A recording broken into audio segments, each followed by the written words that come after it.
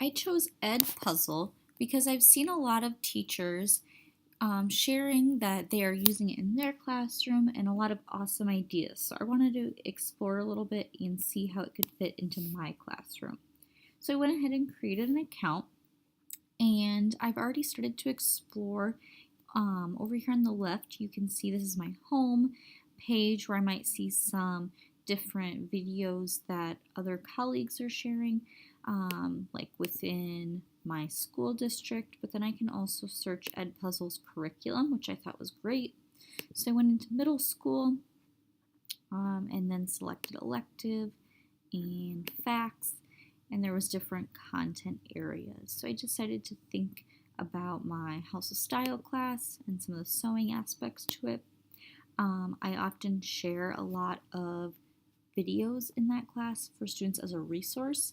Some I share with the whole class, and others are just online on their Canvas course where they can access as needed, but they're not necessarily required.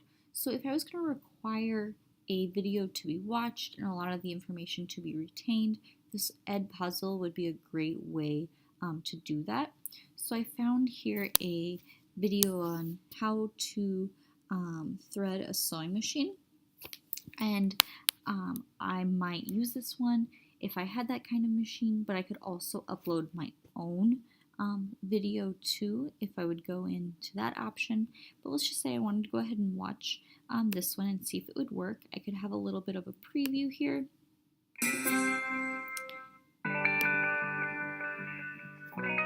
Hi, I'm Jennifer from Workroom. And then I decide it's going to work for me, so I can copy and edit it as needed. So some of the videos come already with questions embedded in, which I think are awesome to keep kids' train of thought focused and making sure we assess them as we go. So I would decide, do I need to crop the video? Can I start it later, which is great to get past some of the extras.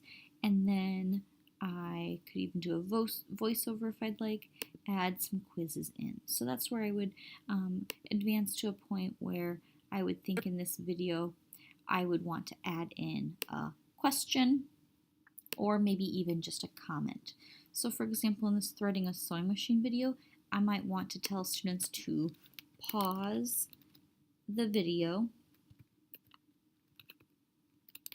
and insert thread to spool pin.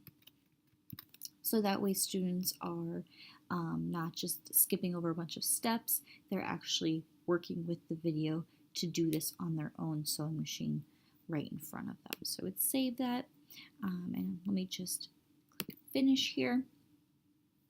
I could also set due dates if I would like, or assign it to that class like I talked about. And now let's preview what that would look like. So I would start at the beginning. We can see where my question is at right here. So let's just advance to that from point. Workroom Social, and right now I'm going to show you how locked, to thread your so sewing I can't. machine. So as a student, So I would you should always look need at to watch the whole thing, which is great because students, we don't want just to jump over any little thing. And then when it gets to that point, I could add as many questions or comments as I'd like. It will pause, show that comment, and then students will click next or answer the question to move on. It's also great because it shows students whether or not they get their questions right or not, so they can actually then make sure they are on track as they're watching this. Edpuzzle is a great way to flip the classroom, which a lot of teachers are really trying to do. So now I've gotten to this point where the note would pop up, pause. As a student, I would go then and do that and then click continue, and I'm moving on with that. Going back up here to my content, I can see what I already have in mind. Again, I can go back to see what my fellow teachers have. If I wanted to record my own video upload, I can add content and upload something from my own computer. But like I said, edpuzzle has a ton of awesome resources already available. Some of you even have questions built in that I could see myself using right away in my classes. So overall, I think Edpuzzle is a great resource that we can utilize in the classroom.